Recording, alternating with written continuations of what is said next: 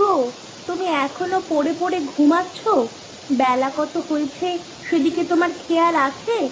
দোকানে যাবে না নাকি? আজকে তো বাজারের দিন। আহা গিন্নি, এই সকাল সকাল কানের মাথা কেটে আসলে কেন শুনি? এই বৃষ্টির মধ্যে কে যাবে বাজারে? কেন, বৃষ্টি হলে মানুষ কি না খেয়ে থাকে নাকি? কেন মানুষ আবার বৃষ্টির দিনে না খেয়ে থাকতে যাবে কেন? বৃষ্টির দিনে তো মানুষ বাড়িতে বসে ভালো মন্দ খায়, তাই না? বৃষ্টির দিনে মানুষ যখন ভালো মন্দ খায় তখন বেশি করে কাজ করতে হয় নিশ্চয়ই। কাজ না করলে খাবারটা আসবে কোথা থেকে শুনি? না না, দিলে তো দিলে, একদম মুডটা নষ্ট করে দিলে। কি সুন্দর শুয়ে শুয়ে জানালা দিয়ে বৃষ্টির ফোঁটা গুনছিলাম, তুমি তো সবটা নষ্ট করে দিলে। হুর। তাড়াতাড়ি উঠে চারটে গিলে নিয়ে বাজারে যাও। বললাম তো বাজারে যাব না। হ্যাঁ, তুমি যাও তো এখান থেকে, আমাকে জ্বালিও না। আমার কথা তোমার মাথায় ঢুকলো না না? দাঁড়াও, দেখাচ্ছি মজা।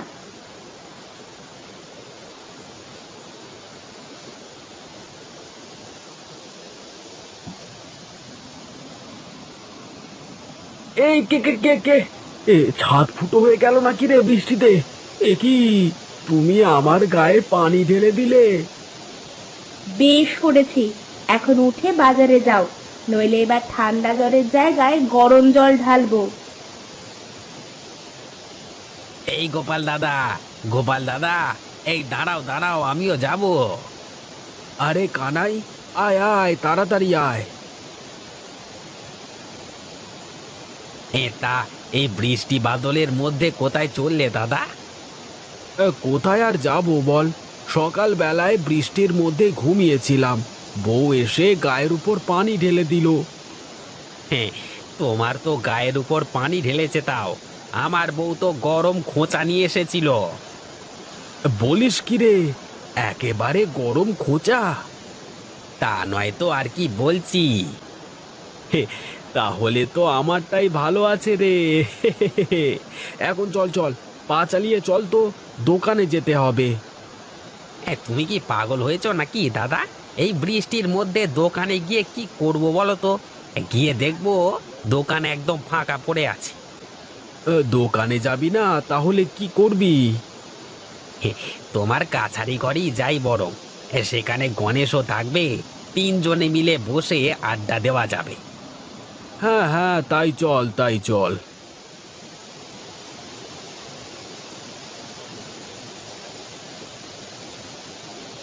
আরে গোপাল কানাই, আয় আয়, আমি তোদের জন্যই অপেক্ষা করছিলাম। জানতাম বৃষ্টি হচ্ছে তো তুই ঠিক আসবি। হ্যাঁ হ্যাঁ, বৃষ্টির দিনে বাজারে গিয়ে তো আর কোনো কাজ নেই, তাই ভাবলাম কাছারি ঘরে বসে তোমার সাথে গল্প করি। তবে তুই ভালোই করেছিস, আমি একা একা বৃষ্টির ফোঁটা গুনছিলাম, এখন বসে বসে গপ্প করা যাবে একসাথে, কি বলিস? হে হে, বৃষ্টির মধ্যে বসে আড্ডা দেওয়ার মজাই অন্যরকম গো। হ্যাঁ রে হ্যাঁ, ঠিকই বলেছিস। এই রে, ঘরে তো নুন শেষ, এখন কি করি? মানুষটাও তো বাজারে চলে গেছে। যাই দেখি, মিনতি দিদির কাছে একটু নুন পাওয়া যায় কিনা দেখে আসি।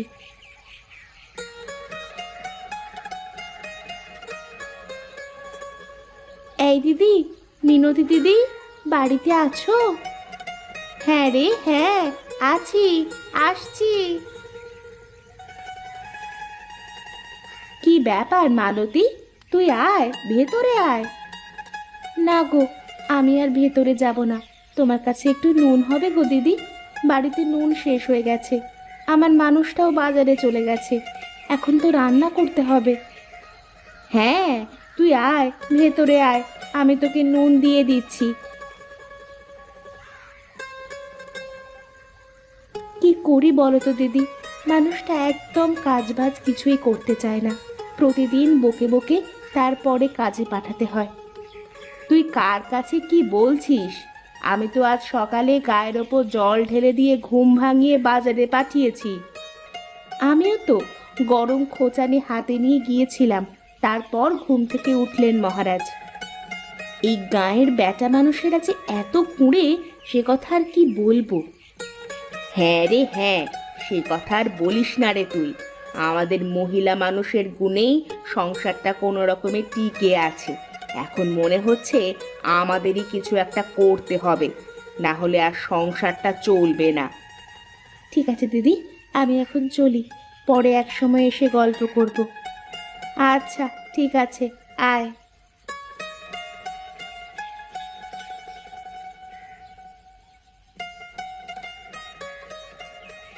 এই যে সুজয় দাদা, শুনছো? বাজার থেকে ফিরলে মনে হচ্ছে। হ্যাঁ, একটু বাজারে গিয়েছিলাম বাজার করতে। বাজার করেই তো ফিরছি। তা তোমার গোপাল দাদাকে কি দোকানে দেখলে? কই না তো, দাদাকে তো দোকানে দেখতে পেলাম না। দোকান তো বন্ধ ছিল। ভাবলাম দাদার দোকান থেকে এক খাঁচি ডিম নেব, তা তো আর হয়ে উঠলো না। আচ্ছা, আমি এখন চলি। বাড়িতে বউ বসে আছে, আমি গেলে তারপর রান্না করবে তো। আচ্ছা আচ্ছা, তাই যাও।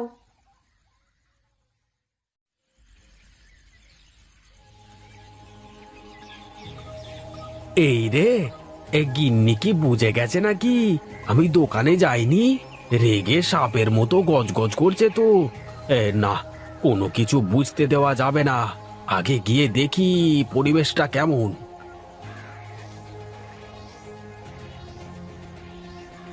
হে হে হে হে হে হে। কি গো গিন্নি, কি হয়েছে তোমার?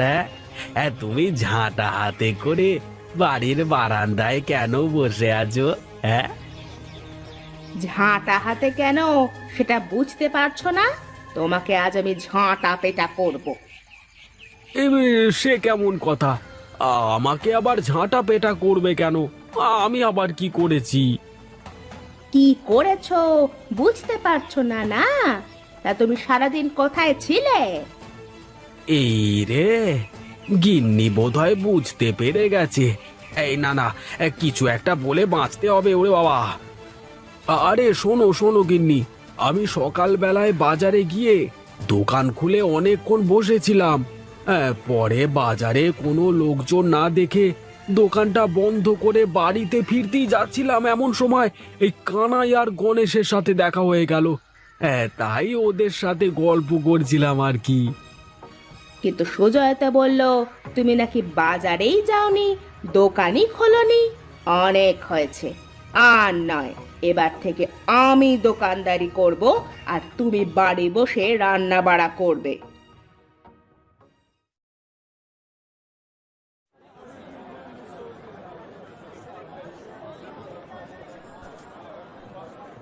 কি ব্যাপার মেয়েরা, তোমরা দোকানে কি করছো? তোমার স্বামীরা কোথায়? আগে আজ থেকে আমরা দোকানদারি করব জমিদার মশাই, আর আমাদের স্বামীরা ঘর সামলাবে। না না না, এ হবে না। মেয়েদের কাজ ঘরে থাকা, বাজারে দোকানদারি করা নয়। আমি থাকতে আমার এই বাজারের মাটিতে কোনো মেয়েরা দোকানদারি করতে পারবে না। এখন বাড়িতে গিয়ে তোমাদের স্বামীকে দোকানে পাঠিয়ে দাও, যাও। কিন্তু জমিদার মশাই, স্বামীরা ঠিকঠাক কাজ করে না, ওরা যে খুবই অলস।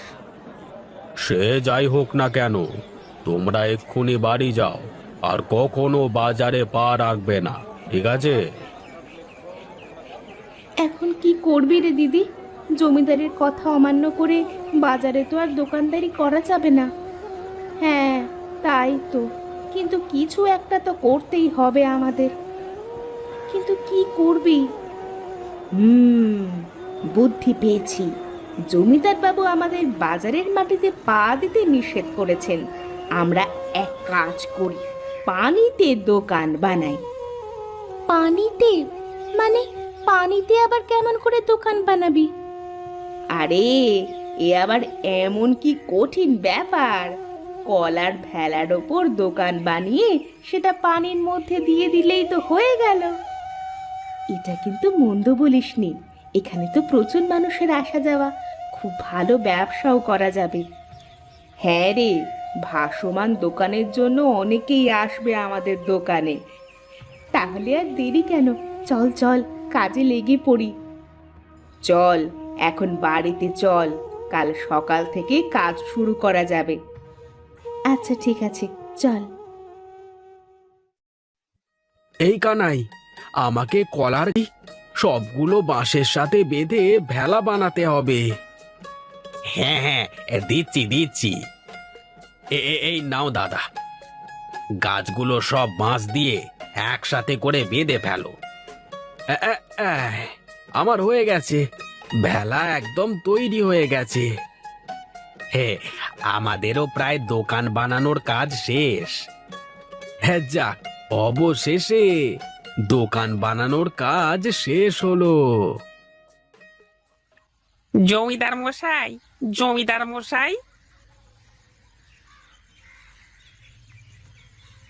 আপনি নিষেধ করবার সত্ত্বেও ওরা দোকান দিয়েছে। কার এত বড় সাহস যে আমার নিষেধ করবার পরেও দোকান দিয়েছে? কোথায় দোকান দিয়েছে? চল, আজ আমি ওদের উচিত শিক্ষা দেব। জি বাবু, চলেন।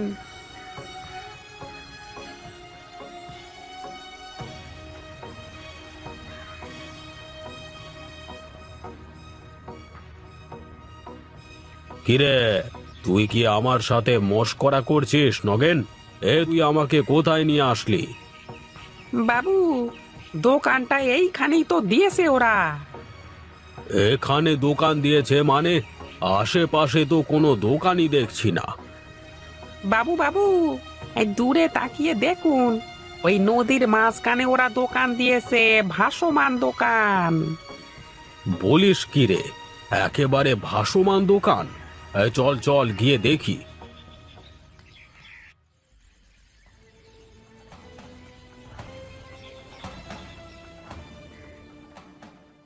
বাহ, কি সুন্দর বুদ্ধি তোদের! পানির উপর যে দোকান বানানো যায় এটা তো জানা ছিল না। খুব ভালো করেছিস, ব্যবসাটা চালিয়ে যা এভাবে। আর যদি কোনো কিছুর দরকার হয় বা কোনো সমস্যা হয় আমাকে বলবি, তাহলে আমি আছি তোদের পাশে, বুঝলি? আপনাকে অনেক অনেক ধন্যবাদ জমিদার বাবু। আসুন, এক কাপ চা খান। আপনি আমাদের দোকানের প্রথম খরিদ্দার। আপনি এটা কি করলেন বাবু? আপনি তো গিয়েছিলেন ওদের শাস্তি দিতে, কিন্তু আপনি এমন কেন করলেন? তোর কথা শুনে জীবনে অনেক ভুল কাজ করেছি, আর ভুল কাজ করব না। এক্ষুনি আমার চোখের সামনে থেকে দূর হয়ে যা, দূর হ। এইসব আপনি কি বলছেন বাবু? আমি কোথায় যাব? এটা তো মাঝ নদী। কোথায় যাবি? দাঁড়া, দেখাচ্ছি। হট! এখন যা, গোপালের ভাসমান দোকানে গিয়ে চা বিক্রি কর।